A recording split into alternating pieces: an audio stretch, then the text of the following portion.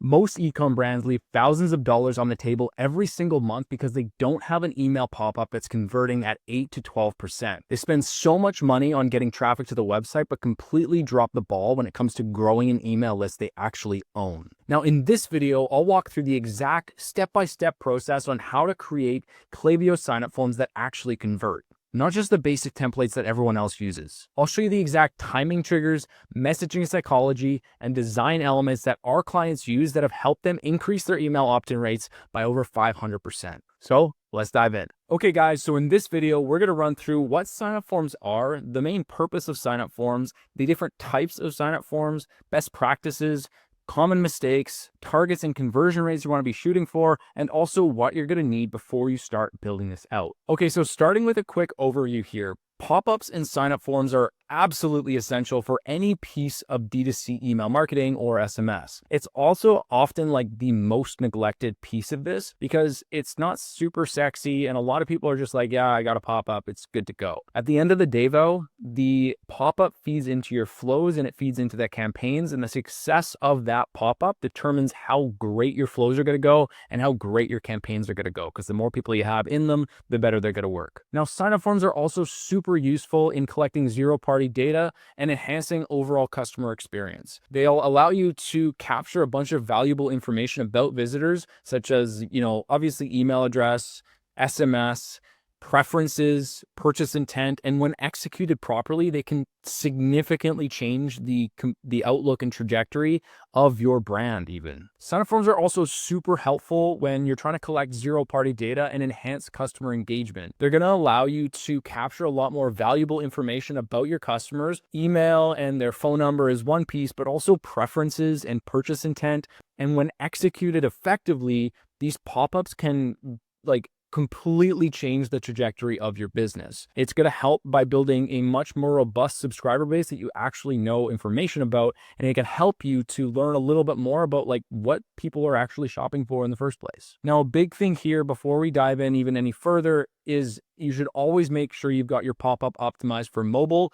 and for desktop. It's going to convert differently on both of them, and you want to make sure the user experience in each one is unparalleled. So the three primary purposes of your sign-up form is, number one, to grow your email and SMS list. This is the biggest thing. The second is to collect zero-party data so that you can personalize your customer experiences. And the third is to promote specific offers or incentives such as discounts or exclusive content or that type of thing based off of people's certain preferences. Now, when it comes to types of sign-up forms, there are 5 core types, but you're really probably going to want to use 2 or 3 of these. The first, and the one I would recommend using to start, is the pop-up. Now, this is a window that appears based off of a trigger, based off of, it could be time spent, or it could be people scrolling down a certain amount of the page, or it could be just exit intent. Again, this is the one I would recommend using because it's most common and it's the easiest one not to screw up. The second is the flyout, and usually this is a little bit less intrusive. It'll fly out from the left of the screen or the bottom sometimes, and it is a little bit less intrusive. The third is a full page pop-up. So essentially what happens here is the entire page is taken over. It can actually work really, really well, but you need to make sure that it's not overly intrusive and that it's easy for people to actually get out to. The fourth is the embed forms. So these are just going to be static forms placed at some point on your website. Oftentimes it's in the footer. And then the fifth is banners. And these are going to appear at the top or the bottom of the website. The ones that we usually use within our agency and for our clients are going to be pop-ups, the odd flyout, and full page pop-ups. We're going to usually test these things, and I'll go through our testing sequence as well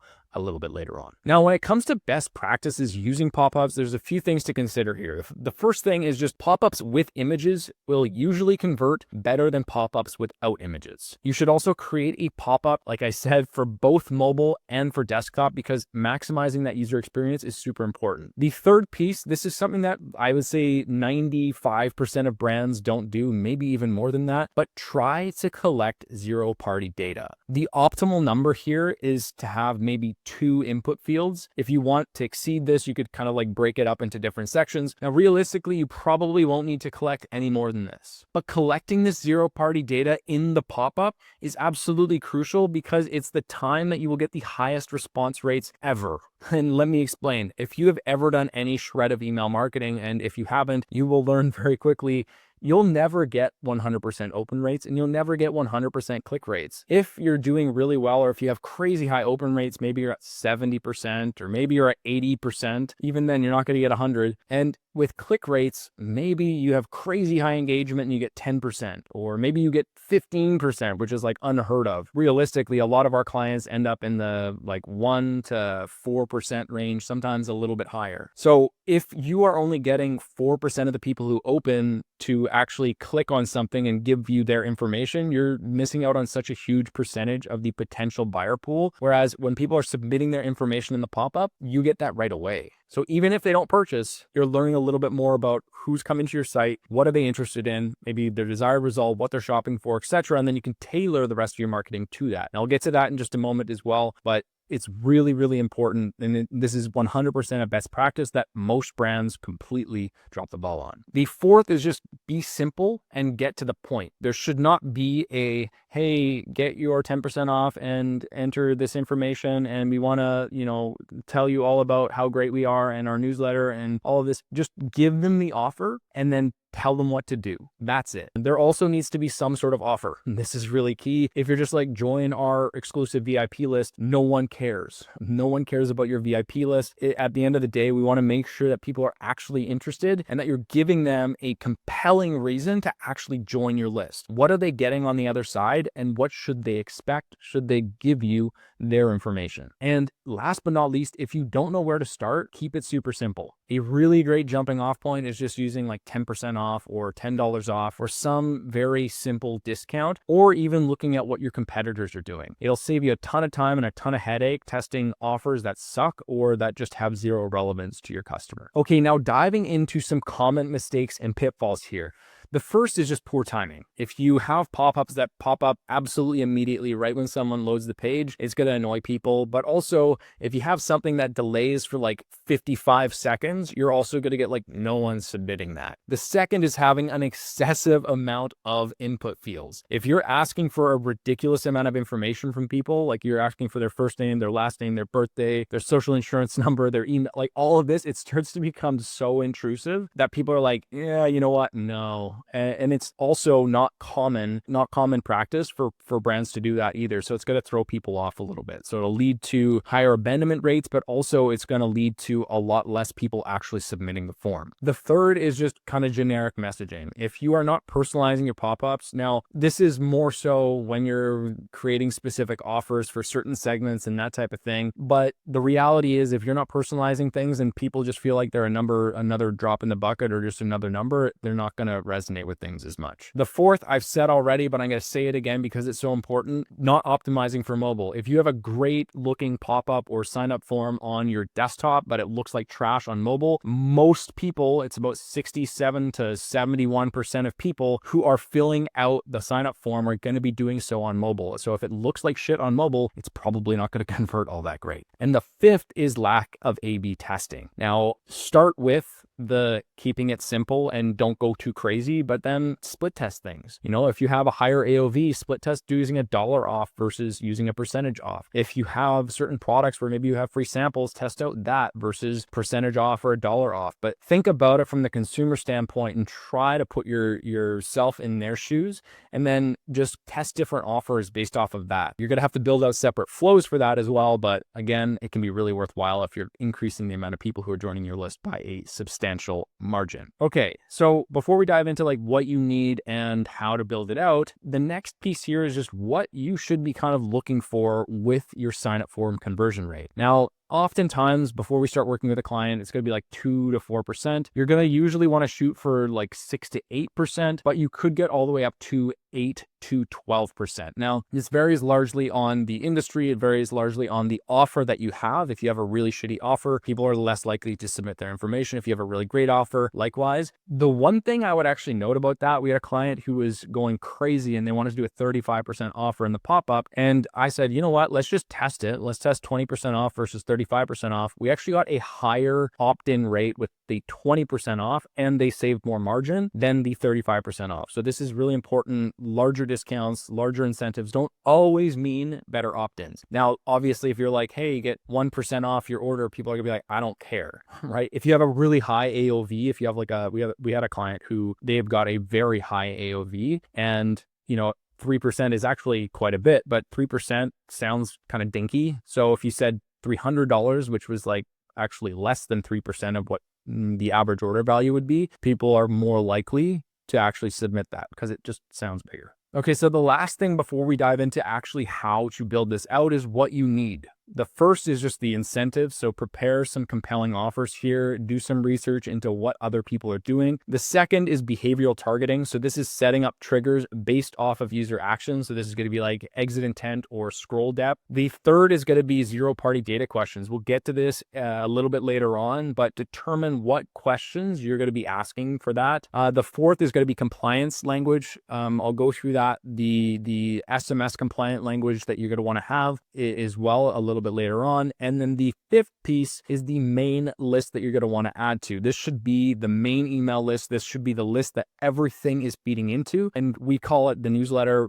And then we have our abbreviation there, but that's kind of what you're looking for here. So the next step is going to be how to actually build this out. All right, guys. So in this section, we're going to run through how to build a sign-up form. It's going to be directly in Klaviyo. The first thing you're going to want to do is go to the left-hand side, go to sign-up forms here, and then you can choose to either select one of the kind of like pre-existing templates here, or you can go ahead and build a blank form. So if you're going to choose build a blank form, really what you're going to want to look at is number one, the form name. The second thing is just which list it's actually leading into. And we're always going to want to have that lead into the newsletter list. And then finally, we're going to want to look at the type of pop-up. So I've already gone through the exact types of pop-ups that we have built out and that we recommend for our clients, but this is kind of how you go about doing that. Now, what I'm going to do for the purposes of this video is I'm just going to select a template. These templates, for full transparency, they suck, but they are kind of a good jumping off point at least, and you don't have to like redesign everything. So what I'm going to do, I'm going to show this one first, for example. So this one, I'm going to choose the subscriber list, which is newsletter, and then the SMS list, which is going to be this one as well. I'm just going to call this. So again, usually what we'll do is we'll have a pop-up for mobile and a pop-up for desktop. So we'll say 10% off pop-up, and I'm going to say mobile. I'm going to create that form. And then what it's going to do is I'm just going to dismiss this. It's going to give you a couple of different options. So really this one is actually going to show you a micro commitment first, which is actually what we recommend. It's going to show you an email opt-in, SMS opt-in, and then a success page. You're also going to have this teaser. This is really important because a lot of brands, and we've made this mistake inside of our agency, of forgetting to remove this teaser. This is really important. So we have this dialed in our SOP now where you have to check this. Usually we'll just go ahead and remove this teaser. So you can just go ahead and delete that here. If you don't want to delete that, really what this teaser is going to look like is something like this. Now you want to make sure, preview it on mobile, preview it on desktop. Don't just preview it here though. Actually open it up on your website after it's been published and make sure that's not impeding any sort of navigation. What we found is that sometimes this would impede navigation either on the bottom or on the top or whatever. And we didn't really notice any impact of having this. So we ended up just deleting it for most of our clients. Now, some clients want it, so we'll keep it on, but others are completely fine with us doing our thing. But you can also change the style. So you could change if you want a rectangle, you want more of a circle, you would rather this just pop out in the corner like this. You can also change where it's going to pop up and the width and the kind of like overall dimensions. You can't do that as much with this one. You can change the width, but you can't really change where it's going to be other than these top corners, right? But with these ones, you have a little bit more flexibility. You can be like, all right, I want it to show up in the middle, or I want it to show up in the middle at the bottom of the screen, or the left of the bottom of the screen. Now you can see with mobile, that's kind of the impact that you end up having, right? If you go to desktop, it's fine, but on mobile, it's pretty intrusive. Now, if you change the width, this will change things, right? So if you change it to 50, for example, it's going to change how it shows up here. So as you can see, not the greatest. You just want to make sure that this actually works for your brand as well. You can set the display settings here. Again, we don't usually use this, but you can set the display settings. I would recommend showing it after the form is closed, but also not going absolutely ham. So like even having this so that people are able to X out of it if they are impeded on mobile can be helpful. So that's the first thing. I'm going to go ahead and delete that. Now, usually what we're going to want to do is actually have a micro commitment. Now, this seems counterintuitive,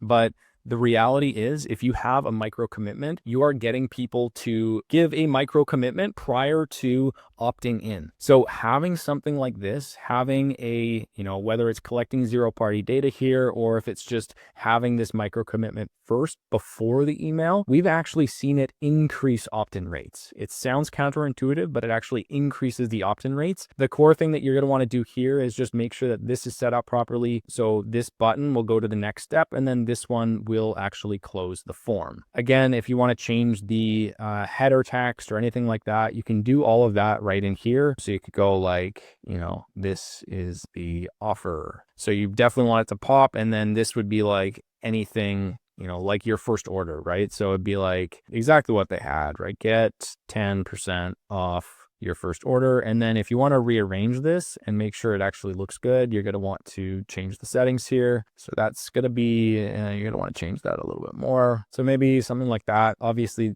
you're going to want to design it a lot better than that, but this is kind of how you would start. So before I even dive into the other stuff, I should really just start by making sure that this is only showing up on mobile. That's because we're designing the mobile only pop-up. We want to go back here and we want to say display on mobile only. So now what it's going to do is it's going to change this, and then everything that I do moving forward is just going to be reflected on mobile. So now I can design the pop-up. I can make everything look perfect and exactly how I want it to on mobile. And then I'll go ahead and do the exact same thing for desktop. So for example, here you'd go into, I'm going to start with styles and just show you a little bit about kind of what you can do here. But the first thing is just looking at you could change the form type here if you want. You've already selected that though. The width, I usually leave this as whatever width that they set, but you can also change this width if you want to for some particular reason. So if you want to change this to like 700 only, or you want to change this to,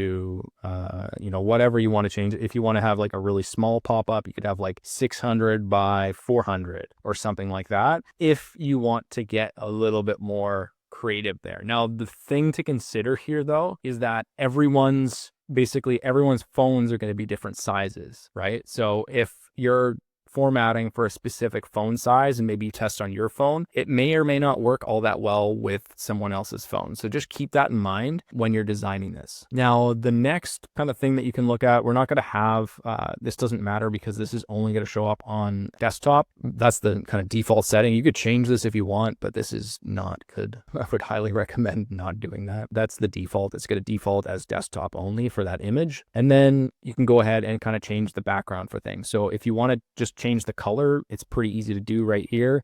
That's going to change the entire background of the entire form. That is absolutely putrid. That's a really gross color, but you can also add a background image here. So this is gonna, again, it's gonna change the entire background here. So if you do want to do that, make sure it's formatted properly. I have mixed opinions of that. It kind of just depends on like what you want to test. I would start with the offer first, start keeping it super, super simple. And I'll give you some examples a little bit in a later module as well. But this is kind of where you want to start here. If you do want to add a background image, if you want to add an overlay, you can do that as well. If you want to add drop shadow, you can add that too. And then if you're looking to kind of change the styles of any part of your form, so any part of this whole pop-up, it's all going to be in this section. Now it's going to tell you if you try to select and change something, it's going to direct you back here because this is where the form styles are created. And then text and headings, this is where you can kind of alter those if you want to like set a specific heading text size or font or weight or color or anything like that. And then you can also set your link color and your input field style as well. So anytime if you're going to go to the next page, which I will do in half a moment here, then what you're going to do, actually, I'll just show you now. So if you're going to try to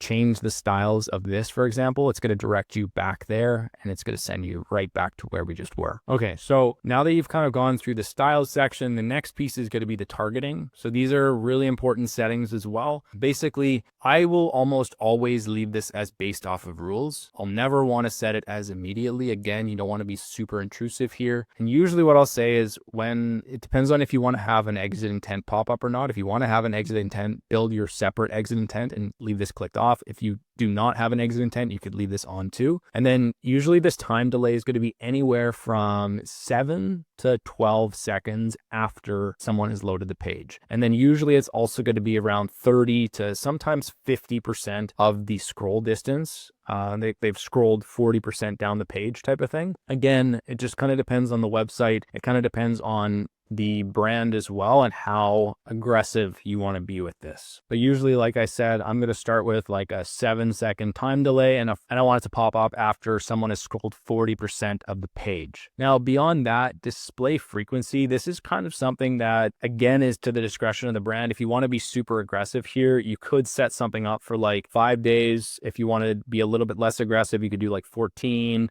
or you could be 30, depends on how aggressive you want to be here. And again, this last piece here for targeting behaviors is just making sure that we're on mobile only and this isn't showing up for desktop and mobile. Okay, so the next thing to go through here is just adding blocks. This is if you select one of these templates or you're building it from scratch and you want to add something specific. So if I want to add like a coupon code at the very end at the success page, highly recommend not doing that because then people have zero incentive to actually open their email and find the email in the first place. You'll have usually worse deliverability if you do that. But this is where if you're building it custom, you would add a button, for example, and you can just drag and drop it. It's super easy. It's going to kind of like drop it in whatever format. So it's not the sexiest and you're going to have to kind of edit things down. But if you're going to be using text or, a countdown timer, you could add that in on the success page or something as well if you'd like. Email input, text input if you're asking for a little bit more information. What I would recommend, and we'll get to this in a moment with the zero-party data collection, don't try to do text input because it is super annoying to try to match things up. And if someone says, like let's say someone's desired outcome for buying a supplement is they want to gain muscle. There's so many different ways you could say that, but it's not going to be easy to filter. So someone could be like gain muscle, more muscle, increase muscle. Like there's so many different ways that you could say that. What I recommend using is just more of like a radio button or even like a multi-check checkbox here or drop down. Beyond that, this is where you'll also find the SMS disclosures. Beyond that, this is also where you will find the SMS disclosures and whatnot. So that's kind of an overview of these core things here. Now, as you're building through this, so as you build your email opt-in, this is obviously going to be the email. This is a really important button. You would have set this up when you were setting up the pop-up, but if you ever need to change that list after you set up the pop-up, the where you choose the list is actually in the CTA button here, right? So this is where you would change the list. And then you want to make sure after submit, it's showing the next step as well. And then you got SMS. This is that disclosure, right? And you can go ahead and edit this as well. Make sure you get a lawyer to kind of review this as well if you're not familiar with SMS regulations. This is where you'd enter your phone number. This again is where the SMS is going to be added to. So this is where you're going to be adding to the newsletter here as well. And then finally, we've got our success page. So here on the success page, again, I'll show you some examples of what good pop-ups overall look like. Really what you want to do here is just tell people to go check their email or go check their text. And you don't want to add the promo code or coupon code or anything here.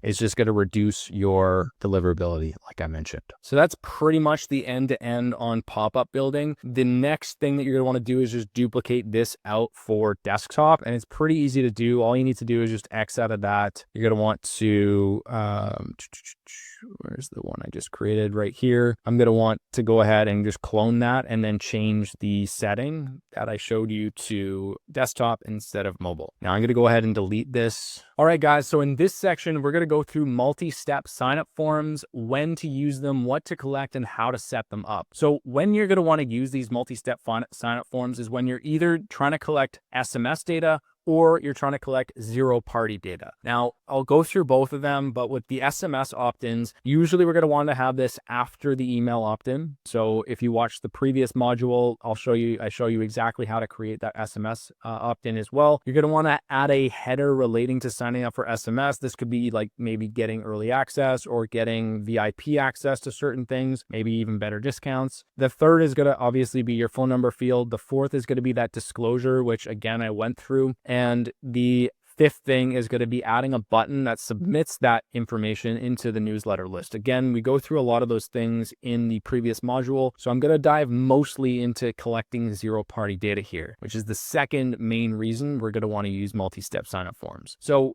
really, gathering zero-party data and specific contextual information beyond just an email address is going to help you understand your prospects so much more. It's going to help you understand your clients so much more. And ultimately, it's going to allow you to tailor your marketing messages according to specific pain points, desires, or outcomes that people are looking for from your products. This is going to make it sound way more personalized, and it's going to convert way better than if you just kind of blanket everyone and approach everyone in the exact same way. Now, the best types of questions to ask for zero-party data are going to be questions that reveal the prospect's current situation and needs, thus positioning your product as the obvious next step to solving their problem. There's a couple different ways you can frame this. The first is the problem or solution related questions. So this is when you're asking questions to reveal customer needs. So things like, what are you hoping to achieve from XYZ product? What problems are you experiencing right now? What do you look for from your skincare? What are your current fitness goals? A great option here is just a question that helps you understand someone's desired result from your product. The second is product related questions. Now, these are going to be questions more about consumer interests or customer interests, and it's going to let people know and let you know really what people are looking for. This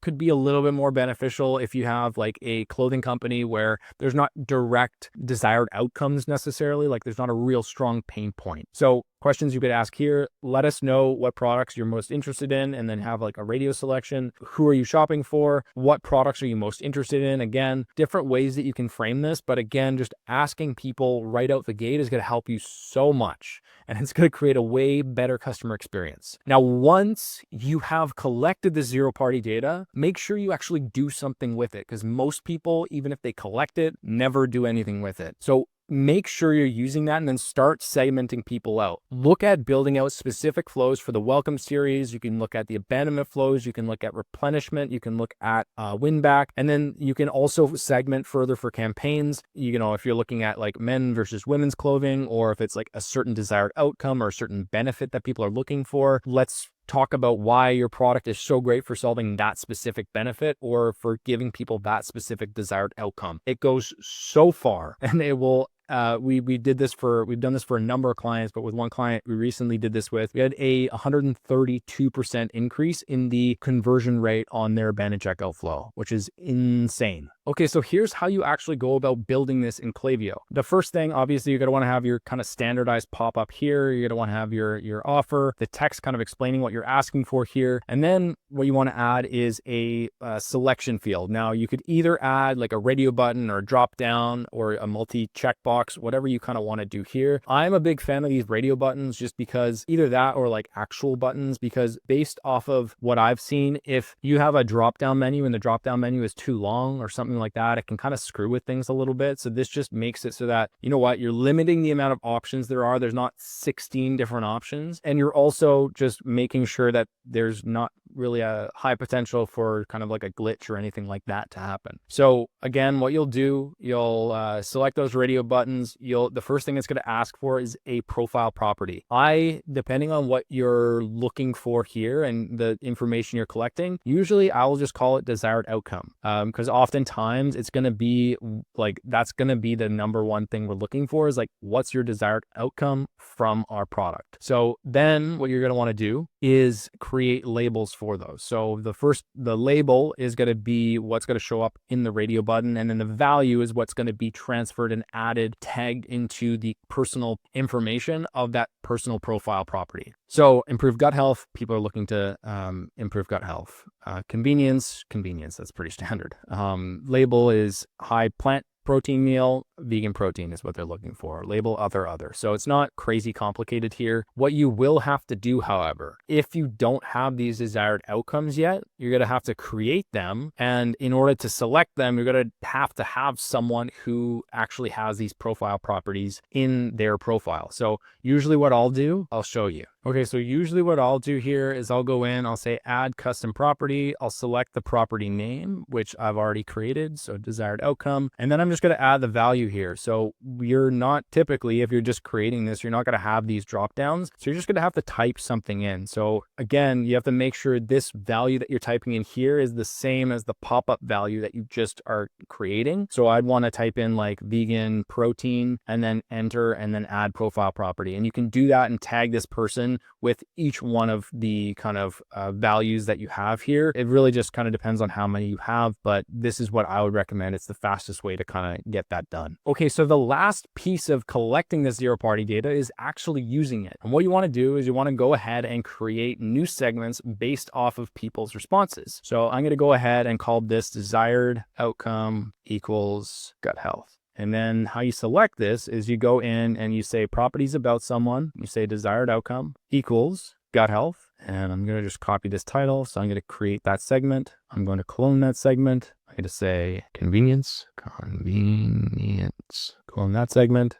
Clone this one, and now I'm gonna say vegan protein, clone, and I'm gonna clone this one. So now I have all of the answers built into different segments. So now I know that I've got X amount of people. If I go back into my segments tab, I'll see, and this is just gonna take a minute to populate, but I'll see these are all the desired outcomes, and you can see this one's already populated, this one's already populated. You can see how many people have X desired outcome. So I know for a fact that this brand, like the vast majority of people are interested in improving gut health. Based off of that, we're now able to tailor our messaging within our emails and also for their paid ads team, etc., landing pages more towards that gut health. So this is why it's so impactful. And this is actually something that helped massively scale this business just by implementing this one thing. Okay, so the last piece of the sign up form section is A/B testing. Now, it's really important to make sure that you're doing some sort of A/B testing with your signup forms because, like I said, it is the biggest piece and biggest opportunity for you to improve your email marketing results because it's the first thing that people see and it's the first piece of your flows and it's your first piece of your campaigns. You should make sure that you're only testing one variable at a time though. Otherwise, you're going to have inconclusive data and you're going to really have no idea what actually led to better results or worse results. So when you're testing, it's really important to understand also what you expect to happen from your test. So if you're testing your subject lines, you know that you're hoping to improve your open rates. If you're testing your pop-up, obviously your goal is to improve your opt-in rates, right? So what you're going to want to do is kind of start with these core tests. Now, what I would recommend blanketing this whole thing is just testing radically different things. If you're testing, for example, an offer and you want to test 10% off versus 9% off, probably not very compelling, right? But if you want to test off 10% off versus $100 off, again, if you have like a higher average order value product, that might be interesting, right? And that could actually have pretty substantial differences in results. Same kind of idea if you want to test like having an image of someone who's turned like this versus someone who's turned like this. Again, it's not compelling. If you have like a picture of a human compared to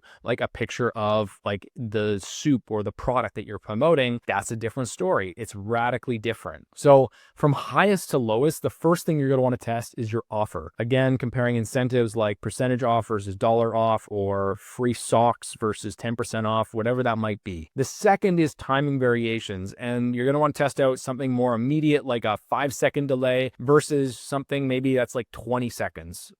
You might also want to test out scrolling 35% versus 60% or something along those lines. Usually I'll start with time delay versus the scroll distance, just it has better results. The next thing, step 3, would be testing out different design elements. So testing out very image heavy versus very text heavy pop-ups.